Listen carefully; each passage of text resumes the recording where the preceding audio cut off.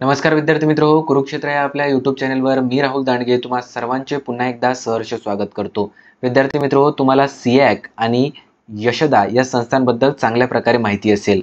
सिॲक आणि यशदा सारख्या संस्था तुम्हाला यूपीएससीच्या पूर्व परीक्षेसाठी मोफत प्रशिक्षण प्रोव्हाइड करत असतात। तुम्हाला जर सिॲक आणि यशदा या संस्थांबद्दल सविस्तर माहिती हवी असेल तर मी एक सेपरेट व्हिडिओ या संस्थांबद्दल बनवला आहे, तो व्हिडिओ तुम्ही बघू शकता।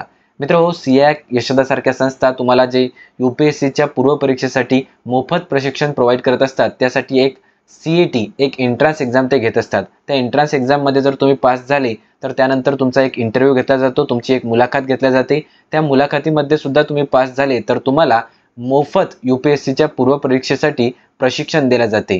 त्या संस्थांमध्ये तुम्हाला रुजू व्हावं लागते, तिथं तुम्हाला मोफत प्रशिक्षण मिळते। आता विद्यार्थी मित्रो, ही जी सीईटी होणार आहे, ही जी एंट्रन्स एक्झाम होणार आहे ती केव्हा होणार, त्यासाठी जो सिलेबस आहे तो काय असणार, त्यासाठी जो फॉर्म तुम्हाला भरायचा आहे तो फॉर्म भरण्याची शेवटची तारीख काय आहे, तो फॉर्म भरण्यासाठी तुम्हाला फीस किती पे करायची आहे, याबद्दलची सविस्तर माहिती तुम्हाला या व्हिडिओ अंतर्गत मी देणार आहे। फॉर्म भरल्यानंतर, एग्जाम दिल्यानंतर तुमचा रिझल्ट केव्हा लागेल, त्यानंतर तुमची मुलाखत केव्हा होईल याबद्दल सुद्धा तुम्हाला माहिती देणार आहे। त्यामुळे हा व्हिडिओ तुम्ही शेवटपर्यंत बघा, जेणेकरून तुम्हाला सविस्तर माहिती मिळेल। आता विद्यार्थी मित्रो, महाराष्ट्र शासनाचं हे परिपत्रक आहे, त्यानुसार नागरी सेवा पूर्व परीक्षा 2025 साठी सामायिक प्रवेश परीक्षा सीईटी बाबत ही जाहिरात आहे। विद्यार्थी मित्रो, तुम्हाला जर 2025 मध्ये यूपीएससीचा अटेम्प्ट द्यायचा असेल, त्यासाठी तुम्हाला प्रशिक्षण हवं असेल तर तुम्ही सिॲकची ही एंट्रन्स एक्झाम नक्कीच दिली पाहिजे। केंद्रीय लोकसेवा आयोगाच्या UPSC civil service examination for IAS, IPS, IFS, IRS नागरी सेवा पूर्व परीक्षा 2025 करिता पूर्व प्रशिक्षणासाठी महाराष्ट्र राज्यातील राज्य प्रशासकीय व्यवसाय शिक्षण संस्था मुंबई व भारतीय प्रशासकीय सेवा पूर्व प्रशिक्षण केंद्र नागपूर, अमरावती, छत्रपती संभाजीनगर, नाशिक, कोल्हापूर या 6 केंद्रातील तसेच शासनाच्या इतर विभागातील यशवंतराव चव्हाण विकास प्रशासन प्रबोधिनी म्हणजेच यशदा संचालित डॉक्टर आंबेडकर संशोधन व प्रशिक्षण संस्था, ज्याला आपण ACEC असे म्हणतो, पुणे, पिंपरी चिंचवड महानगरपालिका PCMC संचालित सावित्रीबाई फुले अकॅडमी पुणे, अंबरनाथ नगर परिषद संचालित यूपीएससी स्पर्धा परीक्षा केंद्र अंबरनाथ, ठाणे महानगरपालिका संचालित CD देशमुख प्रशासकीय प्रशिक्षण संस्था CDIAC ठाणे येथील प्रवेशासाठी सर्व शाखेतील पदवी परीक्षा उत्तीर्ण झालेल्या किंवा पदवी परीक्षेचा निकाल प्रलंबित असलेल्या इच्छुक उमेदवारांसाठी विनामूल्य प्रशिक्षणासाठी सामायिक प्रवेश परीक्षा म्हणजेच कॉमन एंट्रन्स टेस्ट रविवार दिनांक 4 ऑगस्ट 2024 वेळ सकाळी 11 वाजून ते 1 वाजून, ठीक आहे, 11 ते 1 या कालावधीमध्ये तुमची ती एंट्रन्स एक्झाम होणार आहे। किती तारखेला? 4 ऑगस्ट 2024 ला।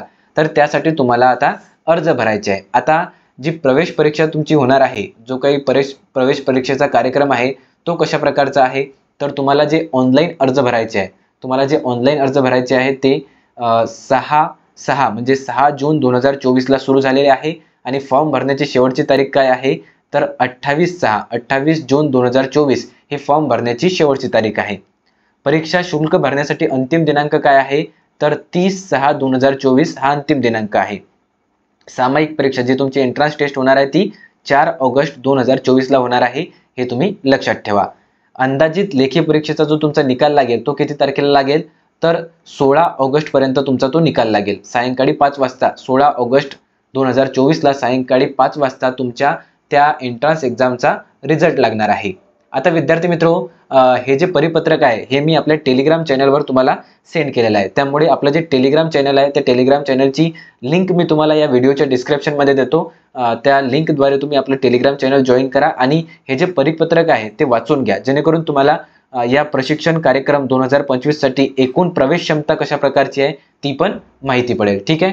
आता विद्यार्थी मित्रो, प्रवेश परीक्षा पद्धत कशा प्रकारची आहे तर बघा, तुमची जी लेखी परीक्षा होणार आहे ती किती गुणांची होणार आहे, 200 गुणांची होणार आहे आणि मुलाखत किती मार्कांची होणार आहे तर 50 गुणांची तुमची मुलाखत असणार आहे। अशा प्रकारे सामायिक प्रवेश परीक्षा एकूण 250 गुणांची राहील। किती? 250 गुणांची। सामायिक प्रवेश परीक्षा केंद्रीय लोकसेवा आयोगामार्फत घेण्यात येणाऱ्या नागरी सेवा पूर्व परीक्षेच्या धर्तीवर घेण्यात येईल। नागरी सेवा पूर्व परीक्षेचा पेपर 1 व पेपर 2 स्वतंत्र न घेता एकाच प्रश्नपत्रिकेत भाग 1 व भाग 2 याप्रमाणे विभागणी करण्यात येईल। त्यात सामान्य अध्ययन भाग 1 50 प्रश्न 100 मार्क्स आणि भाग 2 कलामापन चाचणी ज्याला आपण सीसॅट असे म्हणतो, तर कलमापन चाचणी ज्याला आपण सीसॅट असे म्हणतो, तर त्याचे 40 प्रश्न राहतील आणि ते राहतील 100 मार्क्ससाठी। आता विद्यार्थी मित्रांनो, तुम्हाला माहिती आहे की यूपीएससीची जी पूर्व परीक्षा होत असते त्यामध्ये 2 पेपर असतात, एक असतो सीसॅटचा आणि एक असतो जीएसचा। तर यांनी हे जे एंट्रन्स एक्झाम होणार आहे या एंट्रन्स एक्झाम मध्ये दोन्ही एकसाथ असतील, ठीक आहे। 40 प्रश्न हे सीसॅटचे असतील आणि 50 प्रश्न हे जीएसचे असतील आणि त्यानुसार तुमचा रिझल्ट लागले। 40 प्रश्नांसाठी 100 मार्क आणि 50 प्रश्नांसाठी 100 मार्क अशा प्रकारे तुमच्या एकाच पेपरमध्ये 2 सेक्शन असतील। हिंदी आणि इंग्लिश मीडियम असेल, जसं तुमचं आपण म्हणतो ना की यूपीएससीच्या पूर्व परीक्षेसाठी हिंदी आणि इंग्लिश मधूनच पेपर असतो, तसा हा पेपर तुमचा हिंदी आणि इंग्लिश मधूनच राहील, ठीक आहे। सकाळी 11 वाजता ते दुपारी 1 पर्यंत 2 तासाचा कालावधी तुम्हाला हा पेपर सोडवण्यासाठी असेल। पेपर कसा आहे हो, तर एमसीक्यू आहे। कसा आहे, मल्टिपल चॉईस क्वेश्चन आहे आणि निगेटिव्ह मार्किंग आहे का, तर निगेटिव्ह मार्किंग आहे। किती आहे, 1/3 तुम्हाला निगेटिव्ह मार्किंग आहे, ठीक आहे। ही माहिती तुमच्या लक्षात असू द्या। आता प्रवेश पूर्व मुलाखत, आता तुम्ही समजा या एंट्रन्स एक्झाम मध्ये पास झाले तर तुमची मुलाखत होईल। ती मुलाखत किती मार्काची असेल, तर 50 मार्क्सची असेल आणि ती मुलाखत तुम्ही मराठी, हिंदी किंवा इंग्लिश कोणत्याही माध्यमामध्ये तुम्ही देऊ शकता। मुलाखतीचे कार्यक्रम परीक्षेनंतर तुम्हाला कळवण्यात येईल। तुमची एंट्रन्स एक्झाम झाली की त्यानंतर तुम्हाला मुलाखत तुमची केव्हा होईल यासाठी तुमचं ते एक वेळापत्रक येईल आणि ते तुम्हाला सांगतील आणि त्यानुसार तुमचं जे काही इंटरव्ह्यू असेल तो होईल। तुमच्या अंतिम गुणांच्या आधारे गुणवत्ता यादीप्रमाणे व निवडलेल्या प्रशिक्षण केंद्रात प्रवेश देण्यात येईल। प्रवेशासाठी दिलेले प्रशिक्षण केंद्र कोणत्याही परिस्थितीत बदलता येणार नाही। आता बघा, तुम्ही आधी तुमची निवड सांगसान त्यांना की आम्हाला कोणत्या प्रशिक्षण केंद्रामध्ये प्रशिक्षण हवं आहे, परंतु मग तुम्ही नंतर जर म्हटलं आम्हाला दुसरं पाहिजे तर ते तसं जमणार नाही, तुम्हाला बदलता येणार नाही। मुलाखतीबाबत शासन आदेशान्वये प्राप्त होणाऱ्या सूचनाप्रमाणे बदल करण्याचा अंतिम अधिकार संस्थेचा राहील। मुलाखत घेण्याचे प्रस्तावित झाल्यास त्याचे प्रमाण हे 1/3 याप्रमाणे असेल, ठीक आहे। म्हणजे एक जर निवडायचं असेल तर 3 जणांना इंटरव्ह्यू साठी बोलवण्यात येईल। आता बघा, तुम्हाला ही एंट्रन्स एक्झाम जर द्यायची असेल तर त्यासाठी तुमची शैक्षणिक पात्रता काय पाहिजे हो, तर उमेदवार हा कोणत्याही मान्यताप्राप्त विद्यापीठाचा पदवीधर असावा। तुमची डिग्री कंप्लीट असली पाहिजे, ठीक आहे। कंप्लीट नसेल तरी तुम्ही समजा फायनल इयरला आहात किंवा तुम्ही फायनल इयरची परीक्षा दिलेली आहे, तुमचा निकाल येणार आहे, तर तुम्ही तो फॉर्म भरू शकता, ठीक आहे। पदवी परीक्षेचा निकाल प्रलंबित असणारे विद्यार्थी अर्ज करू शकतात, म्हणजे जे 3rd इयर मध्ये आहे, ज्यांनी 3rd इयरची शेवटची त्यांची एक्झाम दिलेली आहे, परंतु प्रत्यक्ष प्रवेशावेळी पदवी परीक्षा उत्तीर्ण असणे अनिवार्य आहे। जेव्हा तुम्हाला तिथे ऍडमिशन मिळेल तेव्हा तुम्हाला ते तुमचं जे डिग्री कंप्लीट झालेलं आहे ते सर्टिफिकेट तुम्हाला दाखवावं लागेल, ठीक आहे। आता हे वयोमर्यादेबद्दल बोललेलं आहे की कोणत्या वयोमर्यादेचे हे फॉर्म भरू शकता, तर जे ओपन कॅटेगरीचे आहेत ते 21 ते 32 वर्ष वयोगटातले जे विद्यार्थी आहेत ते फॉर्म भरू शकतात। जे ओबीसी कॅटेगरीचे आहेत ते 21 ते 35 या वयोगटातील विद्यार्थी फॉर्म भरू शकतात। जे अनुसूचित जाती किंवा जमातीचे आहेत ते 21 ते 37 या वयोगटामधील विद्यार्थी फॉर्म भरू शकतात आणि समजा जे दिव्यांग आहेत ते 21 ते 45 या वयोगटातील विद्यार्थी फॉर्म भरू शकतात। आता अधिवास काय गरजेचं आहे की जे विद्यार्थी महाराष्ट्राचे रहिवासी आहे त्यांनाच हे प्रशिक्षण मोफत मिळू शकते, ठीक आहे। त्यामुळे महाराष्ट्राच्या रहिवासींनाच हा फॉर्म भरता येणार आहे, त्यांनाच हे मोफत प्रशिक्षण मिळणार आहे। आता वसतिगृह व्यवस्था व विद्यावतन याबद्दल त्यांनी त्यांच्या वेबसाईटवर माहिती दिलेली आहे, तुम्ही त्यांच्या वेबसाईटवर जाऊन माहिती मिळवू शकता, ठीक आहे। प्रवेश शुल्क, तर तुमचं आता हे एंट्रन्स एक्झामसाठी तुम्हाला प्रवेश शुल्क किती भरायचं आहे, तर जे ओपन कॅटेगरीचे विद्यार्थी आहेत त्यांना 600 रुपये फीज आहे। जे मागास प्रवर्गातील आहेत त्यांच्यासाठी 400 रुपये फीज आहे। आता या मागास प्रवर्गामध्ये इतर मागास प्रवर्ग, EWS, अनुसूचित जाती, जमाती, दिव्यांग हे सगळेच येतात, ठीक आहे। ट्रान्सजेंडर सगळेच येतात त्यामध्ये, ज्यांना 400 रुपये फीज भरायची आहे। प्रवेश शुल्क भरणा ऑनलाईन पद्धतीनेच करावा लागेल। परीक्षा शुल्क कुठल्याही कारणास्तव परत केले जाणार नाही। अर्ज भरताना उचित काळजी घ्यावी, दुबार पेमेंट होणार नाही याची दक्षता घ्यावी, ठीक आहे। हे एवढं तुम्ही लक्षात घ्या की तुमचे दुबार पेमेंट होणार नाही, याची तुम्ही दक्षता घेतली पाहिजे। आता परीक्षा प्रवेशासंबंधी महत्त्वाच्या सूचना, तर बघा CAC त्याच्यानंतर PITCच्या सर्वच केंद्रांमध्ये पूर्व परीक्षा प्रशिक्षण सत्राचा लाभ घेतलेल्या माजी विद्यार्थ्यांना त्याच केंद्रात पुन्हा प्रवेश दिला जाणार नाही। तुम्ही जर विद्यार्थी मित्र अगोदर या संस्थेच्या पूर्व परीक्षा मोफत प्रशिक्षणाचा आधी लाभ घेतलेला असेल तर तुम्हाला दुबार या प्रशिक्षणाचा लाभ मिळणार नाही. ठीक आहे. जाहिरातीमध्ये नमूद केंद्रासाठी सामायिक परीक्षा महाराष्ट्रातील निवडक 7 केंद्रांवर, किती 7 केंद्रांवर तुमची एंट्रन्स एक्झाम होईल तर मुंबई, नाशिक, छत्रपती संभाजीनगर, अमरावती, नागपूर, पुणे, कोल्हापूर या 7 केंद्रांवरच तुमची ती एंट्रन्स एक्झाम होणार आहे. ठीक आहे. तर तुम्हाला जे जवळ पडते ते तुम्ही फॉर्म भरायचं त्यामध्ये आणि तिथं जाऊन ती एक्झाम द्यायची. उमेदवाराने लेखी परीक्षेसाठी नोंदणी करताना पोर्टलवर दर्शविण्यात आलेल्या केंद्रापैकी एक परीक्षा केंद्र अचूक निवडावे. एकदा निवडलेल्या परीक्षा केंद्रात पुन्हा बदल करता येणार नाही. ठीक आहे. त्यामुळे प्रॉपर तुम्ही ते केंद्र निवडायचं. प्रवेश परीक्षेचे केंद्र महाराष्ट्रातच असेल. महाराष्ट्राशिवाय अन्य राज्यात परीक्षा केंद्र घेतलं जाणार नाही किंवा परीक्षा तिथं घेतल्या जाणार नाही. प्रवेश परीक्षा अर्ज नोंदणी ऑनलाईन असल्याने कोणतेही शैक्षणिक प्रमाणपत्र या कार्यालयात पाठवू नये. प्रत्यक्ष प्रवेशाच्या वेळी सर्व मूळ प्रमाणपत्राची पडताळणी करून प्रवेश दिला जाईल. ठीक आहे. जेव्हा तुमची ऍडमिशन तिथं होईल तेव्हा तुमचे कागदपत्राची पडताळणी करण्यात येईल.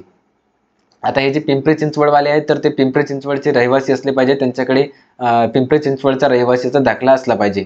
प्रवेशाच्या वेळी खाली नमूद केलेल्या प्रमाणे तुमचे प्रमाणपत्रे सादर करणे आवश्यक आहे. आता बघा महत्त्वाची माहिती की तुम्हाला डॉक्युमेंट कोणकोणते लागणार आहे तर विद्यापीठ पदवी गुणपत्रिका, विद्यापीठ पदवी प्रमाणपत्र, तुमचं जे ग्रॅज्युएशन झालेलं आहे त्याची डिग्री, तुमचं जात प्रमाणपत्र, ठीक आहे, तुमची TC ज्याला आपण ट्रान्सफर सर्टिफिकेट असं म्हणतो, तुमचा डोमेसाईल सर्टिफिकेट, त्याच्यानंतर नॉन क्रिमिनल सर्टिफिकेट, ठीक आहे, जे की 31 मार्च 2025 पर्यंत वैध असलं पाहिजे. ठीक आहे. तुमच्या वास्तव्याचा पुरावा, ठीक आहे, वैद्यकीय दृष्ट्या सक्षम असल्याचे तुमचे प्रमाणपत्र असले पाहिजे. ठीक आहे. आणि तुमचं हे करारपत्र जे तुम्हाला ते देतील ते तुम्हाला भरून तिथं सबमिट करावं लागेल. ठीक आहे. आता विद्यार्थी मित्र तुम्हाला जर अधिक माहिती हवी असेल, कसं असते की काहींना प्रश्न पडतच राहतात, डाऊट असतातच, तर आता CX साठी जर तुम्हाला काही डाऊट असतील तर तुम्ही या क्रमांकावर त्यांना कॉल करू शकता किंवा इथं त्यांना मेल करून तुम्ही माहिती मिळवू शकता. नागपूरवाल्या प्रशिक्षण केंद्राबद्दल तुम्हाला माहिती असेल तर इथं बाजूला बघा हा नंबर दिलेला आहे, यावर तुम्ही कॉल करू शकता किंवा त्यांना या मेलवर मेल करू शकता. अशाच प्रकारे संभाजीनगरसाठी मेल आणि नंबर दिलेला आहे. त्याच्यानंतर कोल्हापूरसाठी पण मेल आणि नंबर दिलेला आहे. नाशिकसाठी पण मेल आणि नंबर दिलेला आहे. अमरावतीसाठी पण तुम्हाला मेल आणि त्यांनी फोन नंबर दिलेला आहे. त्याचबरोबर यशदा जे की पुण्यामधील जी संस्था आहे त्यासाठी पण तुम्हाला मेल आणि त्यांनी फोन नंबर प्रॉपर ॲड्रेस सुद्धा दिलेला आहे. पिंपरी चिंचवडसाठी पण मेल आणि नंबर दिलेला आहे, तुम्ही बघू शकता. ठीक आहे. बाकी म्हणजे हे सगळं काही तुम्हाला ही जी PDF आहे ही मी आपल्या टेलिग्राम चॅनलवर सेंड केलीच आहे, त्यामुळे त्या PDF ला तुम्ही बघून घ्या. ठीक आहे. प्रवेशित विद्यार्थ्यांना केंद्रीय लोकसेवा आयोगाची नागरी सेवा पूर्व परीक्षा 2025 देणे बंधनकारक आहे. नागरी सेवा पूर्व परीक्षा 2025 न दिल्यास विद्यावेतन अदा करता येणार नाही. तसेच नागरी सेवा पूर्व परीक्षा 2025 न दिलेल्या विद्यार्थ्यांकडून दिलेले विद्यावेतन वसूल केले जाईल. समजला का भाऊ? तर बघा तुम्हाला जर 2025 ची परीक्षा द्यायची असेल तरच तुम्ही हा फॉर्म भरा. ठीक आहे. नाहीतर तुम्ही म्हणसाल की मला द्यायची नाही आहे परीक्षा, जर तुम्ही परीक्षा दिली नाही आणि त्यांच्याजवळ विद्यावेतन वगैरे घेतलं तर ते तुमचं म्हणजे जे विद्यावेतन दिलेलं आहे ते बरोबर व्याजासहित तुमच्याकडून वसूल करतील. ठीक आहे. त्यामुळे तुम्हाला परीक्षा देणं बंधनकारक आहे. हा, जर तुम्ही पूर्व परीक्षा पास झाले ना तर तुम्हाला ते मुख्य परीक्षेसाठी सुद्धा प्रशिक्षण देतात, पण पूर्व परीक्षा जर तुम्ही फेल झाले तर मग तुम्हाला तिथून परत यावं लागते. ठीक आहे. प्रवेशवित उमेदवारास प्रशिक्षण संस्थेकडून अथवा शासनाकडून घालून दिलेल्या नियमांचे पालन बंधनकारक आहे. तुम्हाला त्या नियमांचं पालन करावं लागेल. ठीक आहे. तर ही होती तुमच्यासाठी महत्त्वपूर्ण माहिती. विद्यार्थी मित्र ही PDF मी टेलिग्राम चॅनलवर सेंड केलेली आहे. तुम्ही टेलिग्राम चॅनलवर जॉईन व्हा, तिथं हे PDF घ्या, ती PDF तुम्ही वाचा आणि तुम्हाला जर खरोखर UPSC परीक्षेची तयारी करायची असेल, मोफत प्रशिक्षण हवं असेल तर तुम्ही CX हा फॉर्म भरू शकता आणि मोफत प्रशिक्षण मिळवू शकता. ठीक आहे. तर ही होती महत्त्वाची माहिती तुमच्यासाठी. हा व्हिडिओ तुम्हाला कसा वाटला हे तुम्ही तुमच्या कमेंट्सच्या माध्यमातून कळवा. व्हिडिओ आवडला असेल तर व्हिडिओला लाईक करा, तुमच्या मित्रमैत्रिणींसोबत हा व्हिडिओ शेअर करा. ज्यांना पण UPSC साठी मोफत प्रशिक्षण हवं आहे त्यांच्यासोबत हा व्हिडिओ शेअर करा, जेणेकरून त्यांना मोफत प्रशिक्षण मिळेल. विद्यार्थी मित्र व्हिडिओला लाईक करा, तुमच्या मित्रांसोबत शेअर करा. चला तर भेटूया पुढील व्हिडिओमध्ये. तोपर्यंत हसत खेळत अभ्यास करत राहा. धन्यवाद.